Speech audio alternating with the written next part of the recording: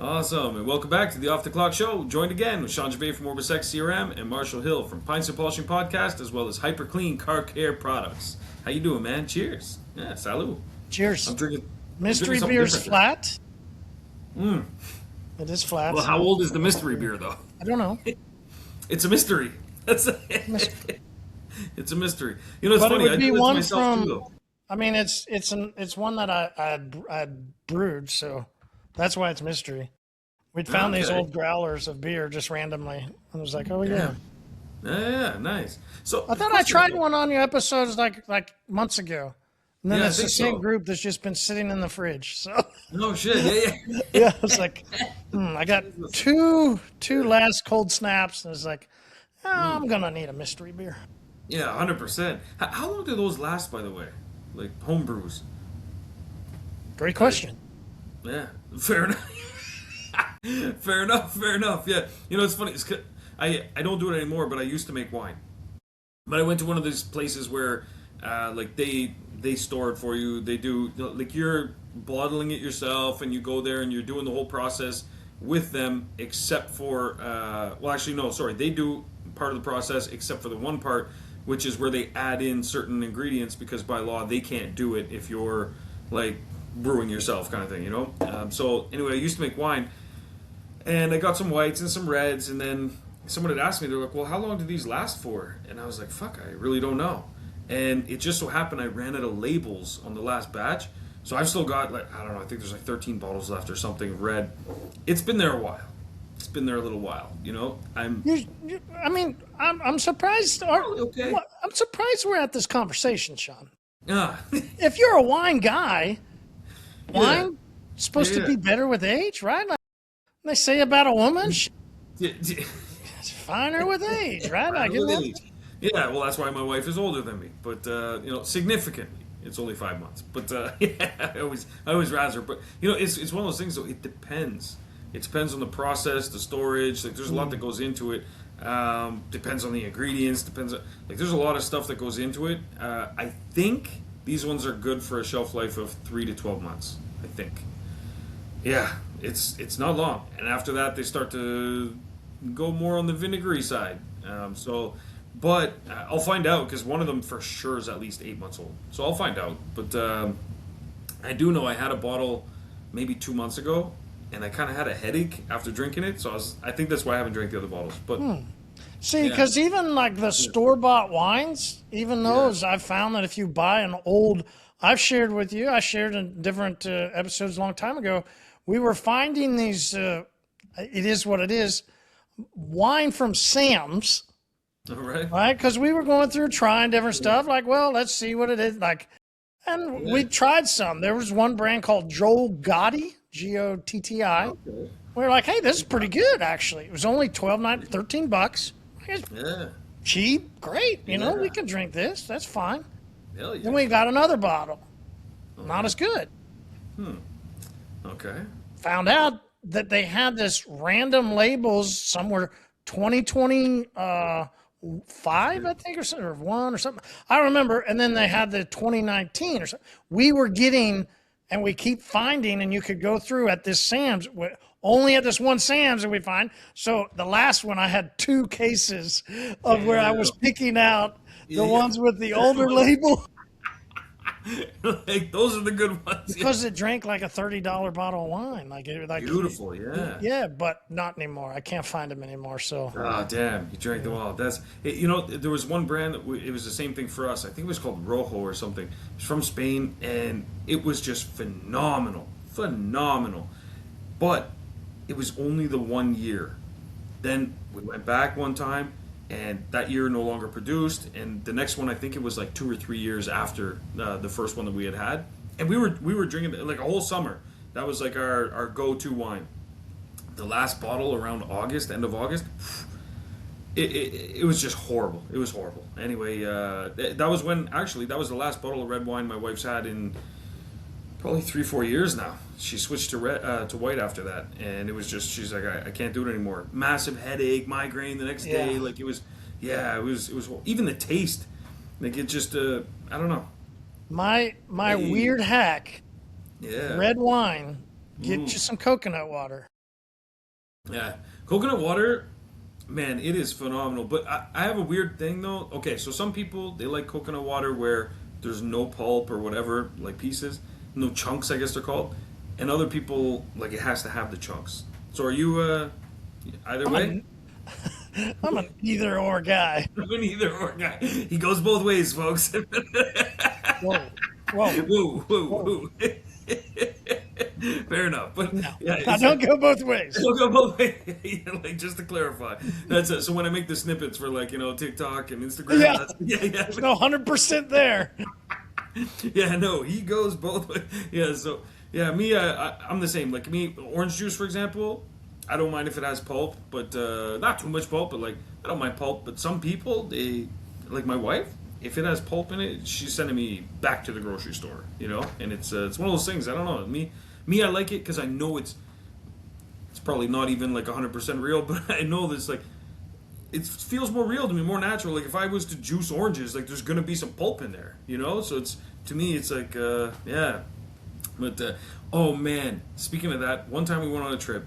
I think it was in Cuba. Anyway, they were making fresh orange juice Yeah, in you the can't beat morning. it. Oh my god! Yeah, I'm telling you, I drank so much orange juice that morning. Like I don't think I've ever like 3 liters probably. Like I was just drinking orange. It was the best orange juice I ever had in my life. It was incredible. Yeah, it's. I've always Where wanted to get like a juicer. You know? you lived in the area, but were you the guy that, I mean, I'm the guy that's the tourist that is happy to walk around with a Okay. coconut that got Yeah. cut and I'm sitting there drinking it. I'm happy to be that guy. But as a local, were you a guy? I mean, would you eat and That's a drink the good coconut? question, Like, man. Yeah. So there were a couple times that we did drink from coconuts, like for an extended period of time. Because there was a lot of times we drank from coconuts, fresh coconuts, but it was more just like I'm so thirsty, down it, and then it's done. Toss it to the side. But in terms of like walking around, like tourist vibes with a coconut, we did do that here and there, to be honest. But it was always at this beach called BBC Beach, and there we did a lot of swimming there. It was a beautiful area. It was like a crescent, kind of like a what do they call it? It was like a bay, and so lagoon? lagoon type thing. Exactly. It was a beautiful beach. It was secluded. There weren't many tourists because it was kind of off the beaten path, and so it was just beautiful. Oprah had a house that was on the top of the hill overlooking it. She would be there sometimes, but yeah, it was. What was she giving away? True story. What is she children? No, but sorry, too soon. But so she, no, she had a house there, but she'd be there sometimes. She frequented, but on one area of it there were sharks, so it wasn't so good. But they were like you'd have to actually swim out there. No, you couldn't even swim out there. Anyway, but it was calm. It was really calm where we were. But then on the other side, just outside of the bay, that's where it was really rough. There were some sharks there sometimes, but where we were was safe. And there was always guys that were there, trying to sell this or peddle that, different things. But the cool thing was because there weren't many tourists that ever went there, the prices were like nothing. It would be like $1 for like all you can have coconuts, and you just keep coming with them. Mangoes, that was a big thing too. But yeah, there we would do more touristy type stuff. Like Yeah. we'd sit there and just sip a coconut. I even go back to Honestly, the something guy. about sipping a coconut. It's just Yeah, it's yeah. great. But Put I'll some make rum him in go there. back, cut it open, get me the little Yeah. thing so I can scoop out. I'll eat the meat. Yeah, yeah, yeah. Oh, I love 100%. everything about that moment. Yeah, yeah, I'm yeah. all Me in. too. Yeah, yeah, I'm all in here. I'm locked in. I want the jelly. I want the everything. Yeah, it's true though. Yeah, it's man, those are fun times though. And what we used to do at BBC Beach with the kids, they'd be late for school sometimes, but we'd go there late at night, and they would have crab races.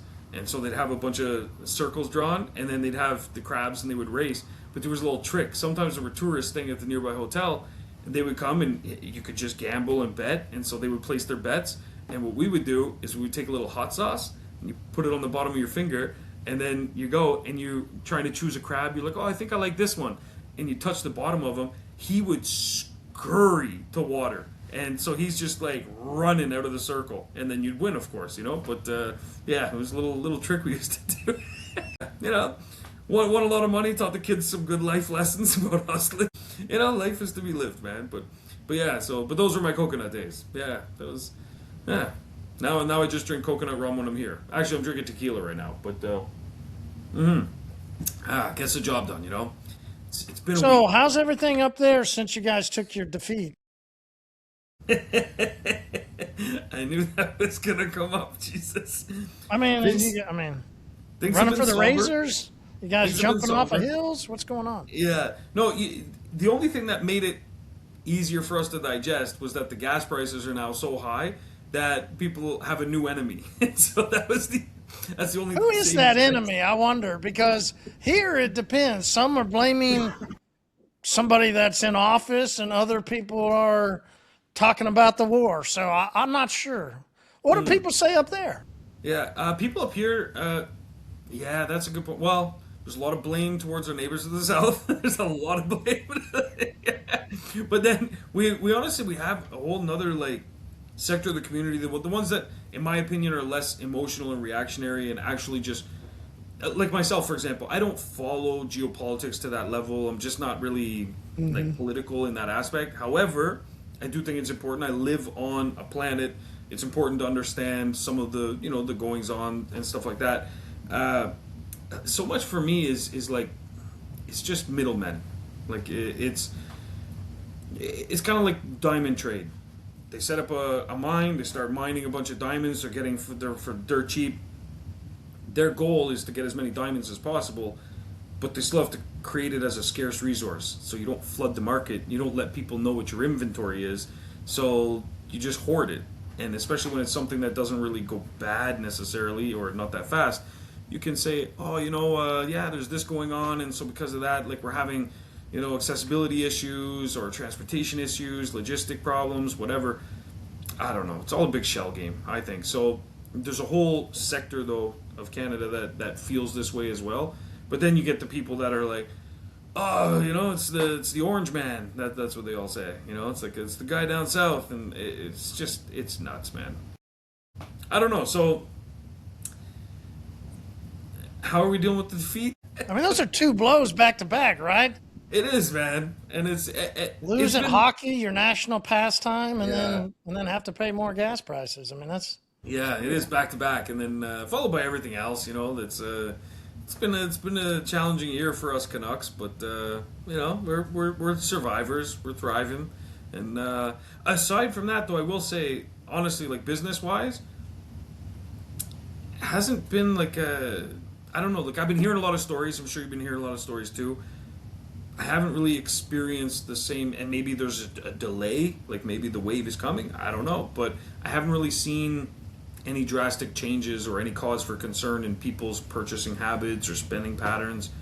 It's kind of more or interesting, less though, the right? same. Because there's plenty of social media groups, there's plenty of Yeah, these posts, there's plenty of people that are experiencing. true. Like, I mean, there's plenty, right? Yeah, You can just say it, right? It's okay to say it out. Like, there's plenty of people that are having some difficult times, whether it's they're blaming it on gas prices, blaming it on the war, blaming it on whatever. I mean, is what it is. There's yeah. people that are having some difficult times. I wonder, Shawn, I wonder if we'll see there's going to be a difference between people that have stayed with what is considered traditional detailing and those who have jumped way beyond traditional onto new style, which new style does happen. We have to have new style. So, but in these moments, we see when new style can it survive? Can I be a shop that offers all this stuff and offers this lifetime coat? What? When have we heard that over the past Yeah, 2 months? To nobody. Wow, what happened to that? It got yep, gone, gone. Yeah, gone. Okay, so we can't offer that anymore. We know that that's gone. We can't offer that. What should we start to offer? I think there's people that are really starting to question, hey, what should I do? yeah, I'm going to go, don't go try and do something new. Now's not the yeah. time. Follow what Shawn's been doing.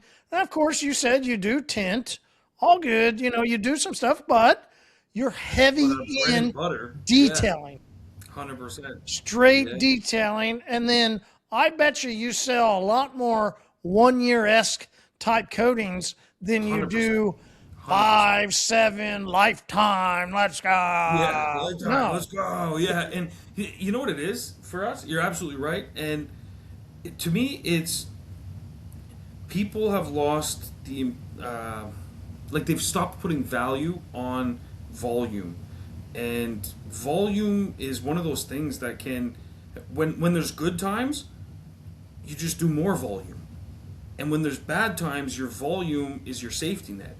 It's what saves you. And like the same customer that's going to come and get a tint, let's say, okay, so he keeps that car for I don't 3 think years. people understood that word safety net there. I really don't think they did. I don't know that they understand that analogy, because if you've gotten into the business over the past, we're in March of 2026. Yeah, I I'd say want last 6 some of years. us to take a moment to go, there's plenty of people that got into the business that don't even get through Corona. Yeah, There was a like part of started. Corona where it shut off Yeah, and then it exploded, right? Like, yeah, so I don't think people understand what it means to have something cut off and then to have a yeah, net that allows, it doesn't matter what everybody else, you got a net that saves the fall. While everybody's falling, it doesn't mean that you ever get saved from the fall. No, the fall is going to happen. It's exactly. whether or not you got a net to save you. Yeah, that's exactly what it is, and that's where I've always been a big fan. From day one, I've been pushing volume, volume, volume. Excuse me, and that's why our top services that we offer are the stuff that most people don't like to do, the stuff that people find boring, the stuff people find gross and disgusting, the stuff people want to argue about. We found ways to make it streamlined, and you just rinse and repeat, because the same guy that might come in and get his car tinted once every 3-5 years is going to come see us every 2-3 weeks and get his vehicle detailed, or in our case, I would just say cleaned. Exactly. Because for us, that's where it's that consistent, reliable income. It's predictable. You can then, it's also a lot easier to sell. It really is. You know, trying to sell the other stuff, that's why you have to come up with all these things like, oh yeah, do you have a newborn? Maybe we have this ceramic tint we can put on the back windows, protect their skin from the sun. You know, you got to come up with all this shit. Whereas selling the car cleaning, your car looks filthy, sir. It's really that's Hey, it. you remember we laughed at that guy, and there's people that used to tell people, hey, do not clean interiors. Yeah. Send that down the street Road. to the other people. So You want to be a correction and coating only company. Remember that? Yep. Remember that guy? Yeah, that's so wild to me. And then remember the other guy that would like tell people to follow him? Excuse me. Yeah. Right? Yep. It's so crazy. Yeah. Where are those? What? Come on, let's just make a cut. Come on, where are you at now? Let's look. Yeah. 100%. Come on. You know what? It reminds me very much of this. I knew a guy that used to own a restaurant, and it was a nice restaurant. Honestly, he opened in an area from my house, maybe like 25 minutes. My company at the time, we were taking care of all of his marketing, and we were taking care of his posters and stuff like that. Then he slipped into a bit of a downfall at some point, and he said, hey, listen, I can't really pay all my bills, but I still need the stuff done, so how about we just do a work swap where, you know, you guys do the work, your team, and then I'll give you gift cards for, like, meals and stuff like that. Well, eventually it was like, fuck, I can't eat here fucking 7 days a week. My staff were even telling me, they're like, yeah, I'm sick of it. Like, I'm tired, you know, I'm not eating at the same place all the time. So I sat down with him, and I said, hey, listen, like, Great idea. Yeah. It's, for him, yeah, it made a ton of sense. But I sat down and talked with him, and I said, look, what's going on here with your business? Because right in front of you, he was in a plaza. He's closed down now, but he was in a plaza. I know. Hear me out. The main reason for the plaza was there was a cinema there. A cinema drawing in tons of people. And we're going back now. This was, I want to say 2012, maybe 2011. So this was like, people weren't sitting at home binge watching Netflix. People weren't like barely even doing anything on YouTube. Like, we're going back to a time where people were going to the cinema. The movies. Yeah, that's what people were going. That place was packed out. Oh, yeah. When there was a premiere, you went on the Thursday Yep. at midnight. Exactly. It was like booked up. Yeah, exactly. And it was a big cinema as well, and they owned the whole place. I was trying to think of some of those early movies, like at that I'm trying to time. think. Yeah, I know there was a Final Destination that came out because I went to see it at that cinema. Um, Man, there were some big ones. I'm gonna have to look that up. 2011, 2012. There were some big movies back then, man. There was like a big heyday. Let's see, 14, 15. So some of that would have been some of that early Marvel stuff, right? When we really Yeah, started seeing a lot of the movement of those characters start to develop of Hulk yeah, and uh, I don't know, all the different, Spider and all the different stuff that came out. In game happened later, so they had to develop all that. So some of hmm that was happening. Wasn't there also when did that when did that the animatronic movie? Why can't I think of it? That they just redid Electronic. water and ice and stuff and uh, those creatures. God damn it! I'm trying to All think what right, that. we're butchering a Yeah, live episode. My bad, guys. We chased a rabbit and we went We downhill. chased around it, but yeah, but that was a time when there were some big movies. Like Denzel was in his prime. He was putting out movies, like you name it. Like what's his name Denzel, there from yeah. from Taken? Because I saw it at the same cinema. I saw Taken 2. I can't remember his name. The guy from Taken, where like he took his daughter and he's like, "I'll find you." They've done like Yeah, it I was a don't know great 4 or movie. 5 of them now. Yeah, I can't remember his name, but yeah, there were a bunch of big movies that year. So imagine this though: the guy's in a plaza.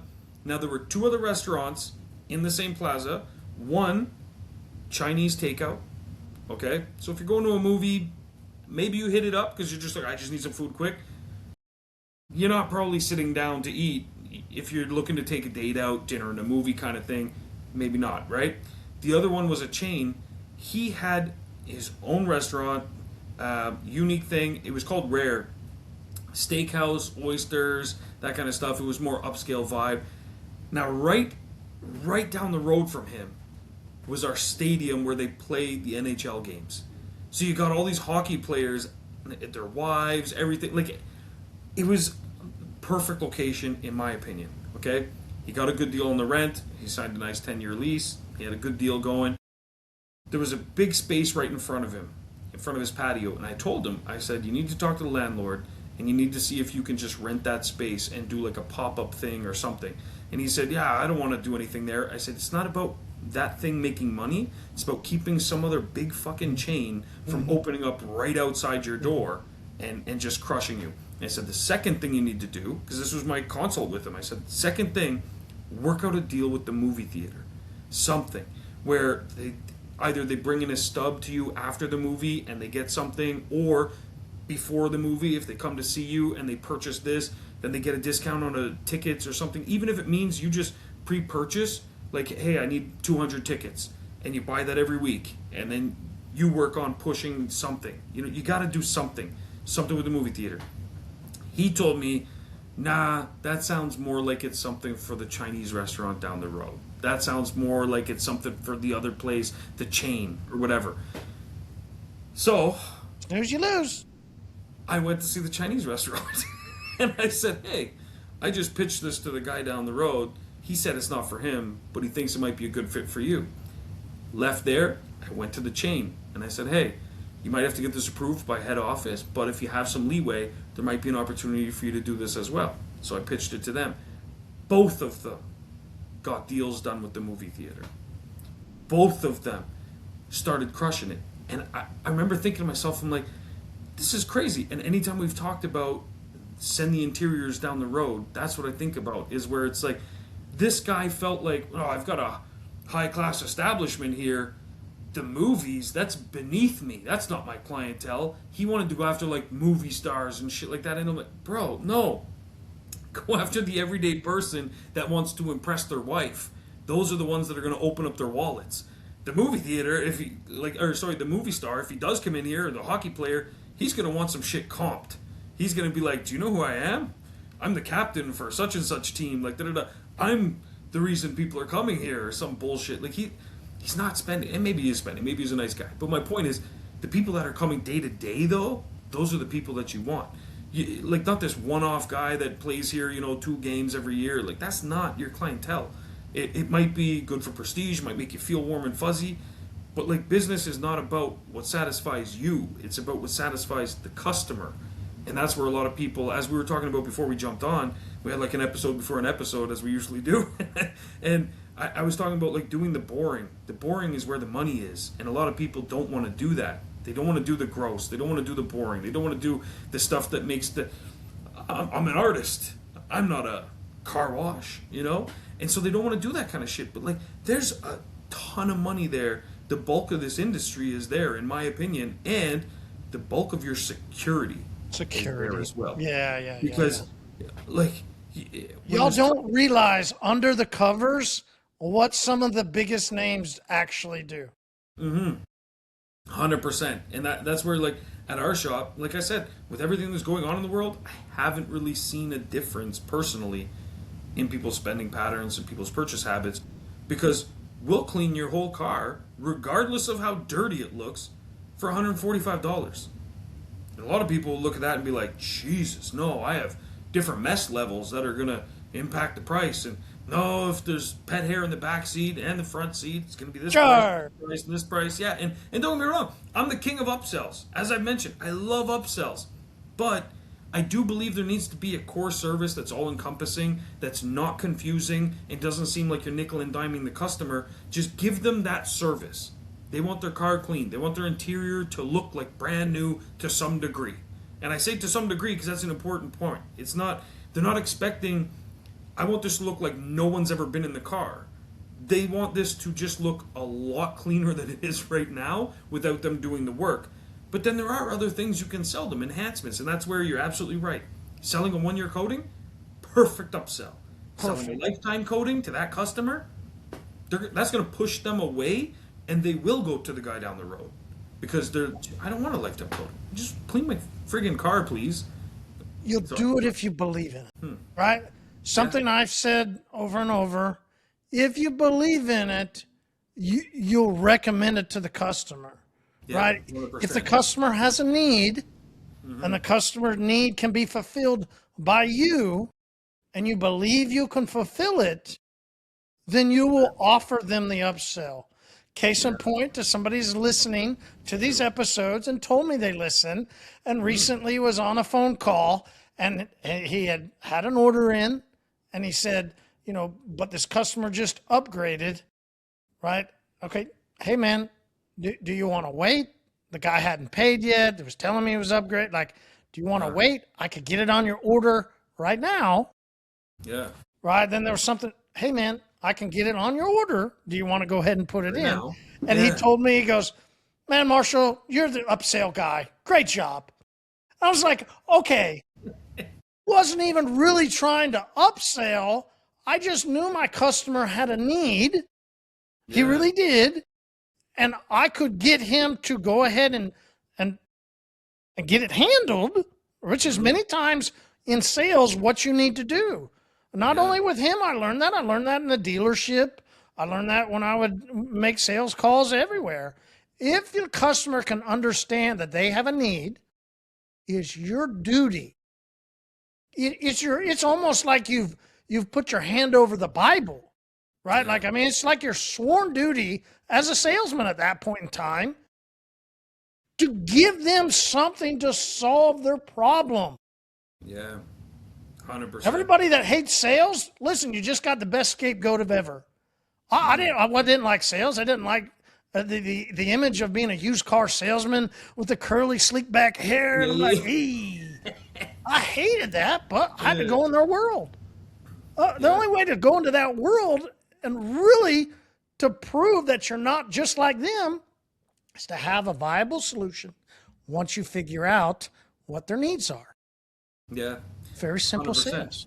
Yeah. And then if you believe in it because you've identified their needs, you've matched it to a product or a service and said, okay, this meets your needs. This matches what you're looking for. I can believe in a 1-year Uno coating who Shawn has been saying for over 6 years, 6 years. that it works, I can believe that I can go onto the OrbisX app and order Uno, and every single one of my customers will be thrilled with the results of the upsell. Yeah, 100%. Thrilled. 100%. And from a customer standpoint too, because it's one thing to believe in it as the vendor, as the seller, as the service provider, but it's another thing as well for the customer to believe it. And when you're selling something that's more believable, it's actually less of a sell. You're doing less selling. Like if I had to convince you and say, okay, I don't know, I have an amusement park, and we have this pass that you can buy, and it's a seasonal pass, and it's good for the year. But we also have this other pass, and if you buy it, it's good for the entire duration of your natural born life. And it's going to cost you 20 grand, but it's good for your entire life. It's less believable to you because you either A, don't believe you're going to make it to 20 years, or you don't believe we're going to be here in 20 years, or you don't believe we're going to honor it in 20 years, or you don't believe that you're going to still have the fucking receipt in 20 years. Like maybe you lose it, like who knows. But if I tell you it's for the season, and I just shorten the time frame, I'm selling you the same thing. And if I get you to buy that every year for 20 years, I'm going to make even more money, and it's easier for me to sell to you because it's more believable. Because it's like, okay, season pass. Yeah, that makes sense. Got you. And it's part of the reason why like, you look at anything in life, and it's the same kind of thing when they sell things. Like even when we sell maintenance, we break it down to how often they like to be in a clean car. How often do you use this particular vehicle? I know you've got two of them. Is this a vehicle that you guys use just for road trips? Is this something that you guys use on a daily basis? Finding out those kinds of questions helps us frame it around their lifestyle and makes it more believable for them. So it's like, oh, you use this car this is your daily driver to get to work. Understood. So you actually spend quite a bit of time in this car. How many hours a week would you say you spend in this car? You start to get them to think about it, and then you're like, geez, I spend a lot of fucking time in my car. So that's a question to ask, right? Like, if the new customer. Yeah, 100%. 100%. One more time? Yeah. Even existing customers. Oh, I was trying. I was going for it. He said it twice. I was going for that third time. I was going, come on, one more. 100%. Come on. But that 100%. Is, right? Like, 100%. When you get a customer that called, like, it doesn't, you got to ask that question. Yeah. This is how you set things up. This is how you begin to do it. If you're not great at sales, you set up the moment. Yeah. Right? Give yourself the layup. Absolutely. You set yourself up for the shot. And it's the same reason why we don't make assumptions when we talk to customers either. We trust our notes that we've put in, but every time we interact with a customer, we feel like we have to update that profile. So if we've talked to a customer 3 months ago, we talk to them now, one of the questions we ask is, has anything changed with the use of your vehicle? You beat me to it. I was gonna ask the question. I was gonna let you roll, and I was gonna go, hey, if I'm somebody that didn't ask that question, but I'm in a moment where I realize, hey, I better start doing some stuff. Yeah. I see some writing on the wall. I see some prices. I see some things. And I go, wait, I need to wake up here. I need to start asking some questions to the customers who have already used my service. 100%. And it's really easy to do now with technology like OrbisX. You have their profile there. You see their last visit. They call in. You take a second. You look it up. And I equate this to, let's say you meet a girl and you're going on a first date and you got to meet her parents or something. I don't know. For some reason, you're going to meet her parents. If you took a second and you look up her father online, you find out, oh, he works for the electrical company or something like that or whatever. You just do a little research and stuff, and you see they got a big project that was just launched, and you go and you meet them, and you're like, hey, I was talking with your daughter, and she said you work for this company, and you guys just launched this big project, and were you involved in that at all? Something like that? Like, it's you're shaking your head, you're like, you slimy bastard. But no, reality is, the point is, you take a couple seconds, and now you've just made a connection that's a lot deeper than just a sale, right? And if you do the same thing with your customer, asking these kinds of questions and keeping the OrbisX profile up to date. So if someone calls in, while you're on the phone with them, just look up their account, see what notes you have in there, and be like, oh, and I see here, we have listed that you have 2 dogs.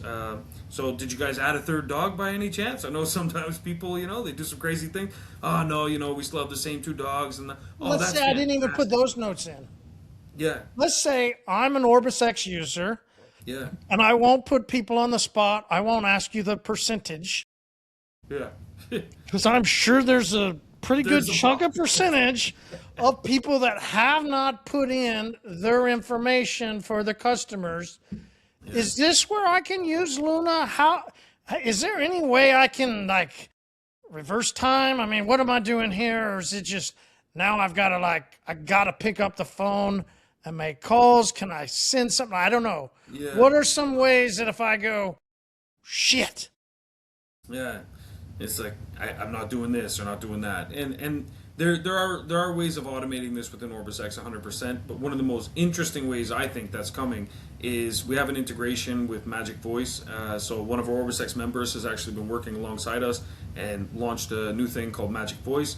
It's AI that's going to be doing phone calls. Right now, it's able to accept phone calls, and it's actually doing a bang up job. And through several releases, it's getting better and better, and it integrates with our API directly into the system, so it can update customers, it can add notes to the profile, all that kind of stuff.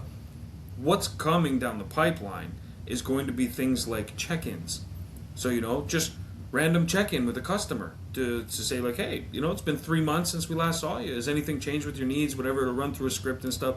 Add these kinds of transcripts to your notes, and then whenever you follow up with that customer yourself, you'll have all those notes. You'll have that available. Like, oh, geez, it'll highlight certain things like, oh, they just purchased a new vehicle, or maybe their son moved back home. Oh, so there's another vehicle at the house. Things like that. So all those notes now become your ammunition that's within there. But in terms of adding in notes and maintaining a profile, I would say that is something that I would recommend highly, that just becomes something that you do, because there's so many interactions you have that aren't going to be connected to a computer. Like when someone comes in, that it's important to do things like check for damage, and we're all concerned about making sure our business is protected and so on and so forth. But part of making sure your business is protected, and as we've talked a lot on this episode about safety nets, is making sure that you have those conversations and then update those profiles. So one thing I do recommend to people now in particular, they have devices that you can get. You wear it around your neck. It's like a little necklace type thing, and it literally transcribes all the conversations that you have throughout a day. So as you're talking to people, it records, transcribes it. Well, I now, know that you just lost 99.99% of people. Hear me out. It's a good way for some people to have those notes on hand. But what you need to start doing is... Do we have any copy issues, like where people are like, you were recording me? Isn't that like a... Not really. Like you have You're cameras in your Canada. shop. Yeah, I get it. Yeah. No, you have cameras in your shop. But ultimately, though, it's more the thought process behind that. Is you need to start thinking like that, is more my point. Is that you need to be someone that's transcribing every conversation that you have. So when you're talking to a customer, you need to start, kind of like, mentalists where I can guess what you're thinking, and they, you're thinking of a loved one, and is her name Jody? I think her name's Jody, and it's like, you're like, holy shit, man, my mind is blown. But really, I don't know exactly how they do it, but they pay attention to little signs, little cues, little things that you say, stuff like that through the questions that they ask. You need to hone those kinds of skills, I think, in business, is paying attention to your customer and profiling them and understanding, like, ask them certain questions. And that's where Luna comes in, is that how do you do that process? Because that process is going to happen offline with the customer. But you might be like, well, how do I extract information out of my customer without seeming like I'm digging into their personal life? Well, that's where you use Luna. So you say, hey, Luna, I have customers coming in. I have X amount of customers I'm going to be seeing this week. Half of them are men, the other half are, females. The approximate age demographic based on what I know is like this. This is what I know. Just have a conversation with Luna and say, how can I approach this so that I can have the best customer profiles at the end of the week? What should I ask? What should I look for? What things should I pay attention to? And that is something you should do on a weekly basis. That's where I think Luna comes in handy. Not so much in oh, can Luna just do it all for me? Well, that could potentially be done. Like I said, if you have one of those things that you wear around, you walk around, it transcribes it, and now AI uploads it into the system. But as you mentioned, like when I say something like that, it's like, that's crazy. But it's like, you're right, it is. But that's where you're going to play that part of the puzzle. And so you're going to tie that in by asking Luna, how should I do this? What should I ask? What kind of questions? Try out different questions each week. See what things. Maybe there's events coming up. Like right now, we know there's a pretty big event coming up around the world, so it's a perfect time to ask certain questions. Favorite teams? Are they going to be doing this and that? Do they have family coming to visit? If you have clients that are from other countries, be like, hey, are any of your relatives coming? Are you going back home for this event? Like, there's questions you can ask, and if you use Luna in those ways, you can arm yourself in a way so that when you enter these conversations with people, you'll be prepared to collect information, extract it in a good way, and then enter it into their profile. So that's the key, I think. All right, I got a question about Luna that I had somebody ask me, but before I get to that question about Luna, I want to ask the listeners, hey, is that, quote unquote, content or information you would like to have, or would you rather have Shawn be kissing another guy on social media? Okay, back to the Luna question. That's hilarious. So I had a question from somebody that listens, and they said, hey, love everything, but they went on to OrbisX and weren't able to find Luna. Wanted to use Luna for just like what we talked about. And like, how do I get there? Yeah. How do I, once I open up OrbisX, how do I just use Luna like I would ChatGPT or something, where I can just start typing in and start talking to her? Yeah, absolutely. So really, really simple. We have a plus sign in the bottom right corner, and it's on both the app as well as on the website. And so when you click that plus sign, there's going to be a little thing that says Ask Luna. So you click the plus sign, a box opens up, and there's going to be a little thing that says Ask Luna. You click that, and now you're directly talking with Luna, and you can ask her questions. One good thing we've done as well is we populated some questions underneath the chatbot, so you can ask your own custom questions, start a conversation, but you can also click on certain buttons. There's one like, make me a marketing campaign for the next 3 weeks, and so you click that, and it'll just create a marketing campaign for you for the next 3 weeks. There's other ones like, how do I do this for my business? How do I hire and fire an employee? What are some questions I can ask customers? There's boxes that you can click there, so you don't even have to think. You just click it. Luna gives you the answers. And the cool thing too is it'll say last scanned underneath the Luna chat box. And so when you see that, it'll tell you when Luna last scanned your business. So let's say maybe this morning you went and made a shit ton of changes and you updated your pricing and stuff like that. Well, Luna's going to give you answers based on the information that she's already scanned. So if you haven't clicked that button, she's just going to, return back answers based on whatever she's already looked at within your business. But if you changed a bunch of things that morning, it's important to pay attention to that and click scan again. And then Luna will take about 30 seconds. She'll scan your entire account and she'll have everything up to date. She'll be able to give you answers based on the information in your profile. So that way it's specific to your business, because what you might be charging in Florida is going to be different from someone in Wisconsin, and so on and so forth, and definitely different than what's happening up here in Canada, because our exchange rate is phenomenal. But case in point is that to talk to Luna, click the plus sign in the bottom, ask Luna, and then the box opens up, and now you can chat with Luna. And if you're not sure where to start, or you just want to test her out and see kind of what she gives back as answers, just click one of the pre-made questions and it'll submit a prompt for you, and then Luna will give you the answers for that. So we've tried to make it very streamlined for you, so that those that aren't sure what to say or what to ask, you can click on one of the examples, or you can just start having a conversation and say, hey, this is what I'm looking to do. This is what I was just listening to the episode of Off the Clock Show, and this is what we were talking about, and I want to implement this in my business. Where do I go from here? So it's a really great way. We do have a new version coming as well that's going to be having a voice option. So right now you can use from your keyboard voice, and it'll convert it to text, of course.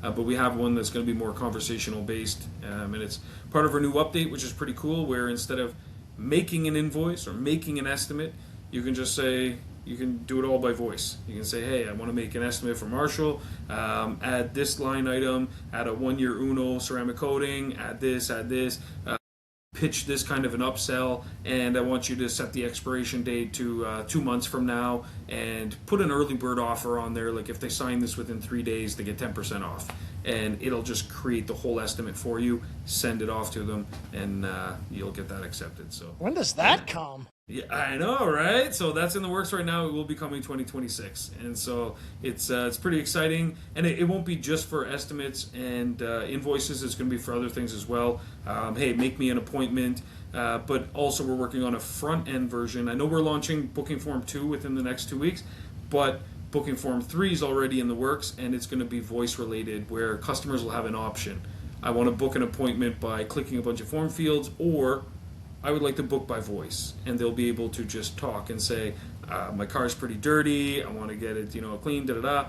Luna will report back and say, no problem, we can take care of it for you. We have these packages available, and we also have a 1-year ceramic coating we can add on there for $149. Oh my gosh, that's fantastic. Okay, great, no problem. We have these dates available. It all happens in voice in real time, comparing your actual calendar with your services and prices.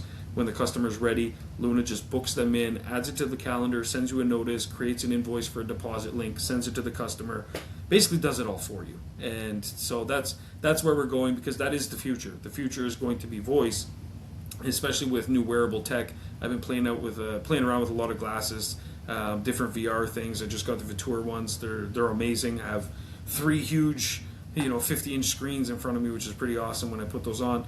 But it's going to be all voice, and so leaning into that technology is going to be great. And that's where I do have to say, there was a post, someone referred to me, someone mentioned in a group, he's a detailer, and he was like, yeah, he does so much volume, and he does this and that and stuff, and someone was asking what CRM they recommend, and they said, oh, OrbisX hands down. And he said, oh, I'm working on something that's going to blow OrbisX out of the water. And I was like, that's hilarious. And so that's all I wrote back, hilarious. Because there's so much more that goes into a CRM, and it's all this forward-thinking stuff that just some people don't get and they don't think about. They think it's, I'm just going to tell ChatGPT, hey, make me a CRM that does X, Y, Z. There's a lot more that goes into it. So just know, guys, the stuff that goes into OrbisX is we've got some really amazing stuff cooking. There was one member, Tanner, asked, hey, doing a health check, is Shawn still alive? Because I haven't posted in the Facebook group in about 2 weeks. And that was actually intentional. I'm in a distraction-free zone right now so that we can work on these kinds of tools, because building these kind of features is kind of like Marshall. When you're in the lab and you're working on something, being zoned in is crucial, and any kind of little interruptions for different things is really impactful. That's why we've got David. David's there to answer any of your questions. Submit a support ticket. He'll take care of you. He's doing Zoom calls as well for you guys. Myself and Jeff are busy coding the future is what we're doing. I've seen some posts, is detailing a good career still in 2026? There's some people that they detail a big plane in the United States, and they were asking that question. I'll just leave it there. The question is it a good career? Anything's a good career for those that want to put in the work. Anything can be, absolutely. So if you're listening to the right information, and you're willing to take action on that information, and you're willing to use tools like Luna, and you're willing to invest in products like HyperClean, it is a good career. If you're going to tell people stop doing interiors and send it down the road, I got a phone number for a restaurant owner that I used to know, and maybe you guys could start a support group for people that used to be in business. But aside from that, that's really the formula, guys. So, yeah, that's it, to come full circle there. So, enough said. Well, I'll answer my own question. I'd much rather have that than 2 dudes kissing. Much rather have that. Absolutely, yeah. So if you look up on social media and you see that the people you buy coatings from are kissing each other, mooching each other, go on to the OrbisX app, and I promise you, Shawn won't be kissing anybody. Yeah, no. It's a much better use of your time. 100%. To purchase Uno, Dos, or Tre from the OrbisX app. Absolutely. And the one thing I will say is that all those kisses don't buy more pallets. Evidently not. Definitely not. Yeah, I hadn't seen any more pallets. Jesus, yeah, that's true. That's it's a wild state of affairs, I don't know what's worse: the high gas prices, the potential of World War III, or those two guys kissing. I'm not sure. Thinking that's marketing that detailers need. No, they Yeah. need what you just said. That's Yeah. viable information. We're in a war. It's wartime. There's an economy that we don't even know what's going to happen. We're already freaking out, and we're what we're a week in. We're a week in, and so many people are freaking out. My Nick's got the best quote of ever. Hey, ever since he's been an adult, the Middle East has been at war. Yeah. You know what?